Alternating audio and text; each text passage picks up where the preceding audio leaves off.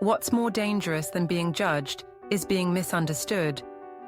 Over the years, I've watched men walk into rooms like these with good intentions but bad instincts. Not out of malice, but because no one ever taught them the etiquette of intimacy. The kind of silent rules that aren't written anywhere, but shape everything. Rules that turn a cold exchange into a warm memory. Or the other way around. Today, I'll share 8 of those unspoken expectations every man should know before meeting an escort. If you're ready to hear without shame, comment the word love, and let's begin. 1. Don't test her boundaries. The first man I'll tell you about wasn't the worst I've met, far from it. He was soft-spoken, well-dressed, and smiled like someone trying not to offend. But halfway through the evening, his tone shifted. He leaned in and asked if I ever made exceptions. Just this once. Just for him. He phrased it gently, almost tenderly, as if kindness would cancel out the implication. What he didn't understand was this. When you test a boundary, you don't just question the rule, you question the person who set it. You turn mutual agreement into quiet resistance. And what could have been ease becomes tension. Some men think they're being flattering when they ask, that they're offering intimacy. But really they're offering doubt. Doubt that I meant what I said. Doubt that I know what I want. Doubt that I'm allowed to say no and be heard. The best experiences I've had, the ones that felt human and calm and even beautiful, all started with respect that didn't need to be earned. It was given freely. It wasn't a test. If you want to connect, let the space we've both agreed on stay whole. That's how trust forms. In the silence of things you didn't try to change. Because the men who never ask twice are the ones I remember with ease.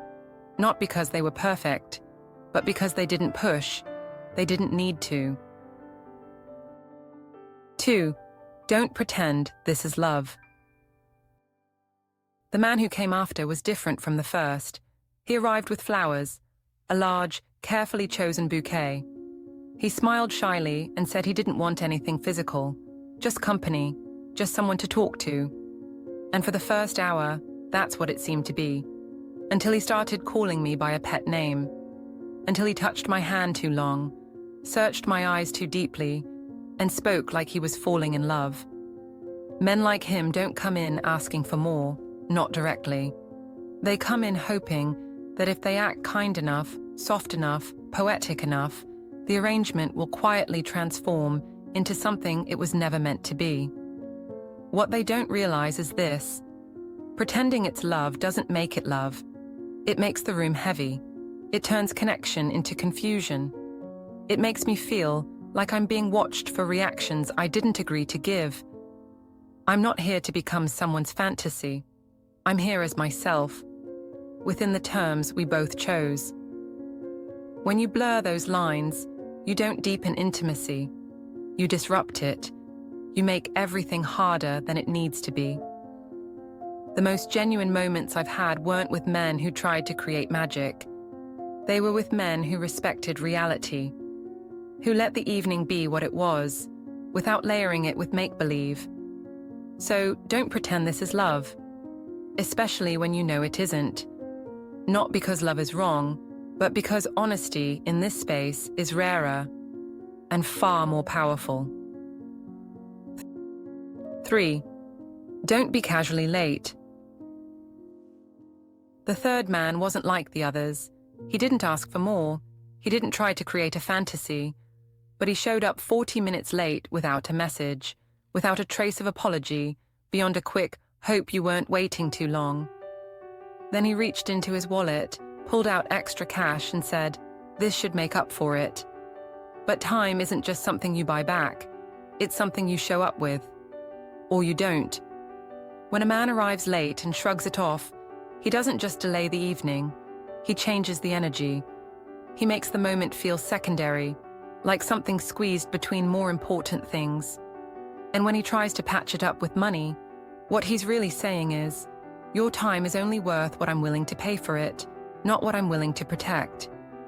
The men I remember, the ones who made the evening feel effortless, didn't just bring money, they brought presence. They were on time, not because of rules, but because they understood something deeper, that respect starts long before you say a word. It starts with how you arrive. Being late without care is a message, and no amount of charm or generosity can erase it. Because once someone feels like an afterthought, it's hard to come back from that. So if you care about the experience, if you want connection instead of correction, be on time. Not just in minutes, but in attitude, in attention, in intention. 4. Don't unload your marriage.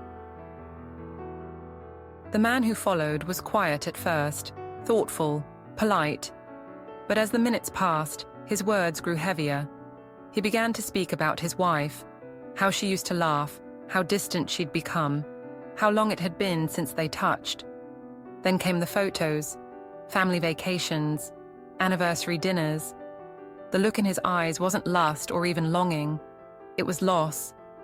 And suddenly, I wasn't a companion. I was a confessional. Many men over 50 carry stories like these, years of silence, betrayal, or simply slow emotional erosion.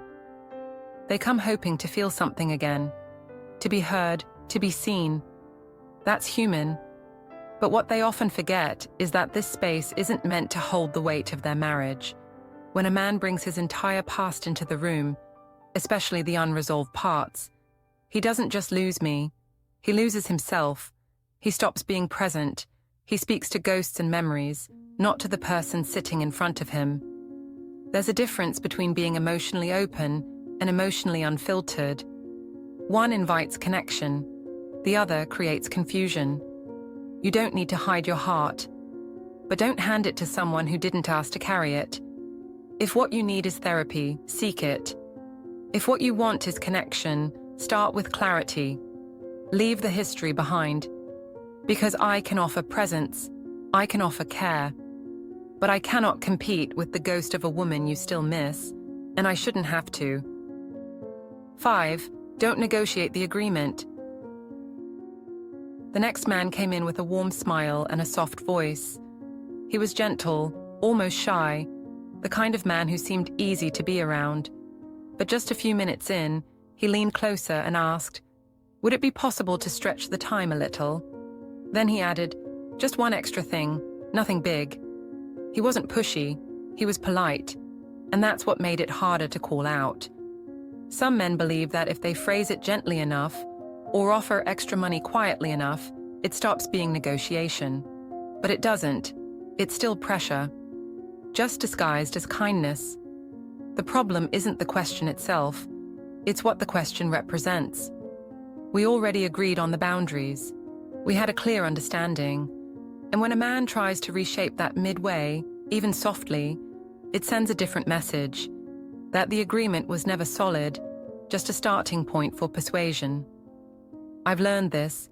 The men who truly respect the space respect the rules. They don't ask for more. They honor what is. Because when you protect the boundary, you protect the trust. Trying to push for extra doesn't make you clever. It makes the room colder. It makes the woman across from you feel like she has to defend herself instead of relax. So don't negotiate halfway through. Don't whisper requests and call them harmless. If you want a deeper connection, start by honoring the terms without question. That's where real ease begins, not in asking for more, but in showing you're satisfied with what was freely given. 6. Don't mistake money for connection. The man who followed was generous, at least on the surface. Before we even sat down, he handed me a folded bill and said, "I believe in treating people well." It was meant to be thoughtful, a gesture of respect. But then he mentioned it again, and again. "Most men wouldn't do that," he said with a wink. "You're lucky I'm not like them." What he didn't see, or maybe didn't want to see, is that true generosity isn't something you repeat out loud. It's not a transaction that demands gratitude. And it doesn't build connection, it only buys quiet. Some men believe that if they pay more, they deserve more. More attention, more access, more chemistry. But that's not how this works, because what creates warmth, what creates real presence, isn't money. It's curiosity, it's sincerity, it's the willingness to be there without using your wallet as a mask. When a man leads with cash instead of character, he may get compliance, but never connection. He may receive politeness, but never presence. Because once the moment feels purchased, it stops feeling human. The clients I remember fondly were never the biggest spenders. They were the ones who saw me, not just the service, who understood that generosity without expectation is the only kind that leaves room for something real to unfold. So yes, be fair, be respectful, but don't assume money is enough. Don't assume it's intimacy. Because true chemistry doesn't respond to price, it responds to presence. And presence, unlike payment, can't be faked. 7. Don't reach out afterward without invitation. The next client was different from the last. Quiet, composed, respectful. During our time together, he didn't overstep, he didn't push, he even said goodbye with grace. No awkward lingering, no strange expectations. It felt simple, clean, complete. But the next morning, the silence broke. First a message, then another, then a missed call. I just wanted to say I really enjoyed our time, he wrote. Would love to see you again, maybe grab coffee. No pressure. But there was pressure, not in the words, but in their persistence, in the hope that lingered past the goodbye. Some men believe that if the experience felt good, it should continue. That a spark, however brief, means the door is still open. But in this world, clarity is everything. Unless something was explicitly discussed, unless a next step was mutually agreed on, the door is closed, kindly but firmly. Following up when you weren't invited to doesn't show affection, it shows assumption. It makes the woman across from you responsible for managing emotions she never asked to hold. There's nothing wrong with feeling something real. But don't confuse a moment of presence with a promise of future. Not every connection is meant to grow. Some are meant to end gently and stay ended. So unless both of you agreed to more, let the silence after goodbye be sacred. Don't fill it with longing. Don't chase what was never confirmed. Sometimes, the most respectful thing you can do is walk away quietly and let the memory remain undisturbed. 8. Don't overplay the gentleman role. The final man I'll tell you about tonight wasn't crude or careless, quite the opposite. He arrived looking immaculate. His posture was perfect. His shoes shined like mirrors. He opened every door, pulled out every chair, and complimented everything from my perfume to the artwork on the wall. He recited lines from novels, quoted poetry, even toasted to elegance and grace. And yet, I felt nothing. Not because he was unkind, but because it all felt rehearsed. Every gesture, every smile, every word carried the weight of performance. He wasn't with me. He was with the version of himself he wanted me to see. Some men believe that if they do everything right, if they follow every chivalrous cue, they'll unlock something deeper, affection, admiration, maybe even desire. But connection doesn't bloom from perfection. It grows in presence. And presence can't be memorized. What he didn't understand is that authenticity has texture. It breathes. It slips sometimes. It laughs unexpectedly. The clients who left a mark on me weren't the polished ones. They were the ones who showed up as they were. Sincere, curious, occasionally awkward, always real. There's a kind of safety in performance. It protects you from vulnerability, but it also keeps you at a distance. And in this space, where time is short and honesty rare, distance is the last thing anyone needs. So don't play a role. Don't try to impress your way into closeness. Be real. Be imperfect. Be here. Because sometimes, the bravest thing a man can do is simply show up, unmasked. When presence matters more than perfection. You might wonder, are these rules really that serious? Isn't being polite enough? Isn't paying fairly enough? Maybe. But here's what I've seen, again and again. Men walk into these rooms hoping to feel something real, but leave confused, disappointed, or strangely empty.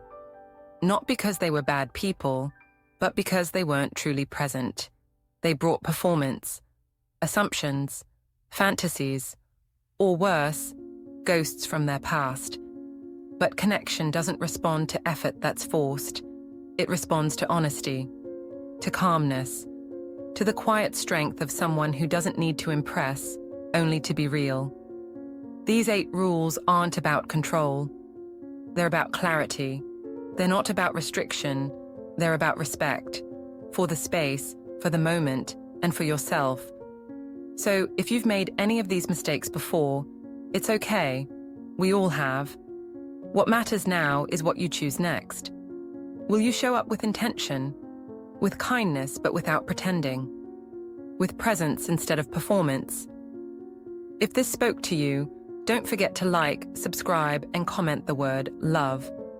That one word tells me everything. That you're not just hearing this, you're ready to be better, quietly, powerfully, truthfully.